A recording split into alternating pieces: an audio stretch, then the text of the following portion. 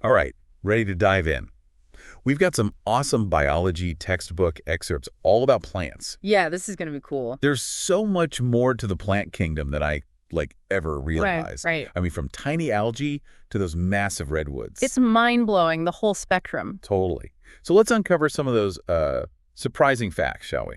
For sure. And what's really interesting is how our understanding of plants has, actually changed over time. Oh, really?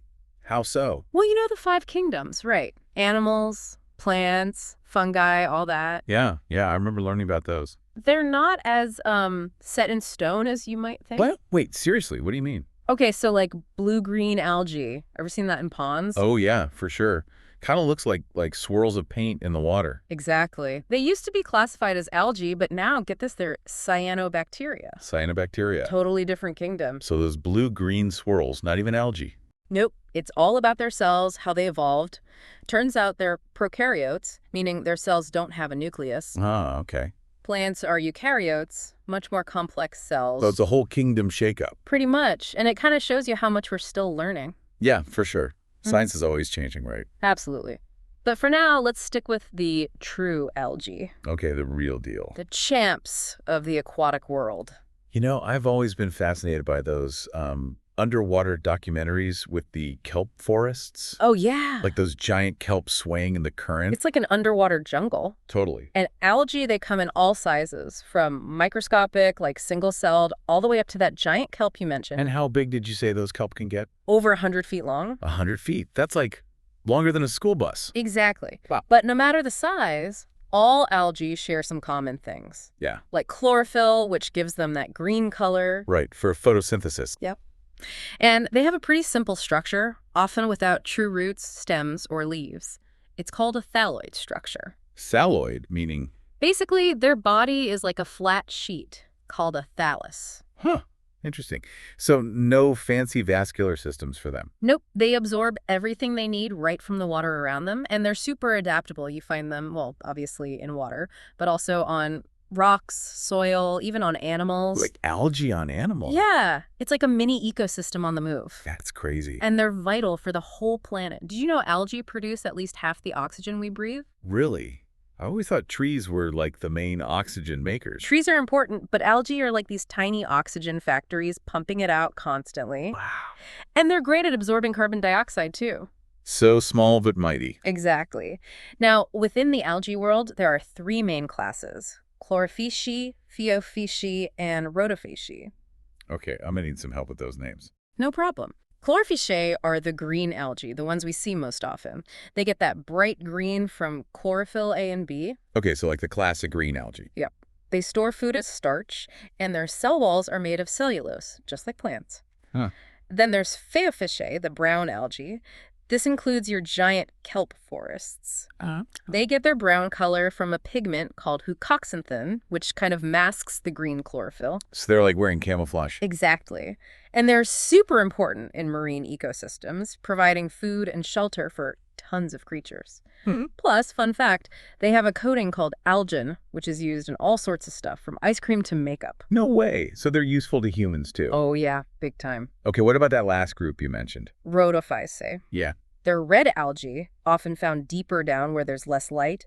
They have a pigment called phycoerythrin, which gives them that red color and helps them absorb blue light, which goes deeper in the ocean. So they've adapted to a low-light world. Exactly. They also store their food differently as Floridian starch, which is similar to glycogen, the stuff animals use. Wow, so much variety even in the algae world. Tons. And their reproduction is diverse too, both sexually and asexually.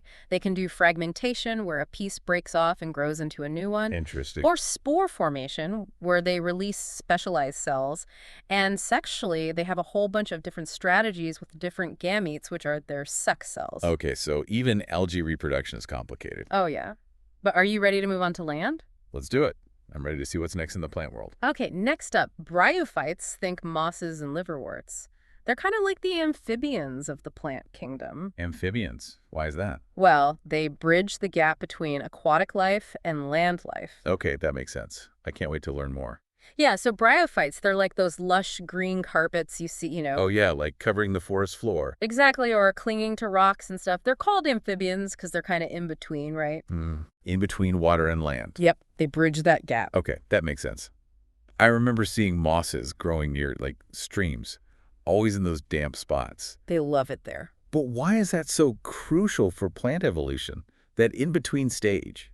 Well, think about it. If plants were only in water, Okay, yeah. bryophytes were some of the first to venture onto land, like paving the way for all the plant diversity we see today. So they were the pioneers. Exactly. But like amphibians, they couldn't totally ditch the water. Right, right. They still need it to reproduce, especially for their sperm, which have these little flagella, Flagella, those are. like little tails that let them swim to the egg. Yeah, so they still need that water to, like, help things along. Yep. And you can see it in their structure, too. They've figured out ways to anchor themselves and absorb water, but they don't have that complex vascular system like taller plants. Right, so they stay low to the ground, close to the moisture. Exactly. No xylem and phloem, those pipelines for water and nutrients. So they can't grow as tall. Nope. It's like their structure tells a story about how they evolved. That's so cool. Every feature has a purpose. Totally. And when they reproduce, it's a unique life cycle, too. Remember gametophyte and sporophyte? Yeah, vaguely. Well, for bryophytes, the gametophyte is the dominant one, the one you see as the green, leafy part. Okay, so the gametophyte is like the main stage. You got it. And it's haploid, meaning it has just one set of chromosomes. Right, right. And it makes the gametes the sex cells. Exactly, sperm and egg. Now, the sporophyte, that's the diploid stage, with two sets of chromosomes. Okay. It grows after the sperm and egg unite, but here's the thing, it depends on the gametophyte for food. So it's like still attached to its parent. Exactly. And the sporophyte, it makes spores, which are like tiny, tough cells that can spread and make new gametophytes. So the cycle starts all over again. Yep. So bryophytes, they're more than just pretty green carpets, though, right? Do they have any uses for us? Absolutely. They're important for ecosystems and even have some surprising uses for humans. Well, take sphagnum moss. Super absorbent, right? Used for wound dressings, packing material, all sorts of stuff. I've heard peat bogs, which are mostly that moss, are really good at storing carbon, too. Oh yeah, they're like giant sponges holding water and carbon. Super important for climate change. Wow. So they're tiny but mighty, those bryophytes. For sure. And since they're sensitive to pollution, they can tell us about the health of an environment, too. So they're like little environmental indicators. You got it. All right, so we've gone from algae to these amphibious bryophytes. What's next in our plant evolution journey? Get ready for a big jump. Next up, pteridophytes. These include ferns and horsetails, the first vascular plants. Vascular plants, that means. They have that specialized system for moving water and nutrients around. Ah, okay, a big step up. I'm ready to learn more. Pteridophytes. Okay, let's talk about those vascular plants, especially ferns. I gotta admit, they've always kind of creeped me out. Yeah. Like something straight out of Jurassic Park, you know? Well, they do go way back, hundreds of millions of years. I'm kidding. They were some of the first with a vascular system. Right, which totally changed things for plants, right? But remind me, what's so special about a vascular system? Remember bryophytes? How they couldn't get too big? Yeah, they didn't have the right plumbing. Exactly. Vascular plants figured that out with xylem and phloem. The water pipeline and the food delivery system. Exactly. So pteridocytes, like ferns, could suddenly grow much taller. They could spread out more. Yep, reach deeper for water and nutrients, send sugars everywhere. So they, like, leveled up in the plant world. Big time. And they did great in the Carboniferous period, like 300 million years ago. Oh, yeah, when those giant forests formed. The ones that became coal. Wow, so we have ancient ferns to thank for our energy today. Pretty much. Okay, so how about reproduction? Do ferns still need water like mosses? They need it for fertilization, but their life cycle's a bit different. In pteridophytes, the sporophyte's the dominant one. The sporophyte, so like the opposite of bryophytes. Yep. The fern, you see, that's the sporophyte, the diploid one, and it makes spores usually under the leaves in those little sporangia. Okay, so what happens to the spores? Wind carries them away.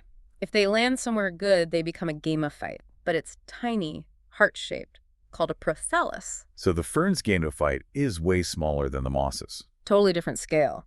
But it still makes the male and female parts for reproduction. And still needs water for the sperm to swim, right? Yep, that connection to their watery past. So are all these pteridophytes the same in how they do spores? Good question. Most ferns are homosporous, meaning one type of spore. Okay. But some, like Selaginella, Salvinia, they're heterosporous. Heterosporous. Wait, I remember that. Isn't that important for seeds? You got it. That's a key step towards seeds, which we see in our next group, gymnosperms. Okay, things are getting more complex now. From swimming sperm to vascular systems, now seeds. Plant evolution is wild. So gymnosperms, those are the ones with naked seeds, right? Exactly. Think conifers, pines, firs, redwoods. They're survivors living in all sorts of tough places. And their seeds are just out in the open. Seems risky. Well, they have other ways to protect them, like those pine cones you see. Oh yeah, I love those. They're not just decorations, they protect the developing seeds. So they're like little seed fortresses. Pretty much. Cones are the reproductive structures. Female cones have ovules where seeds develop, and male cones make pollen. Okay, but how does the pollen get to the ovules if there are no flowers? Wind does the work. Oh, so it's like a lottery hoping the wind blows it right. Kinda, but they make tons of pollen to increase the chances. Makes sense. And those cones are shaped to catch the wind too, right? Yep, adaptations for survival. That's why they're so successful, everywhere from like mountains to deserts. Exactly, and those needle-like leaves, they help them save water. Plus, that thick bark protects against the cold and fires.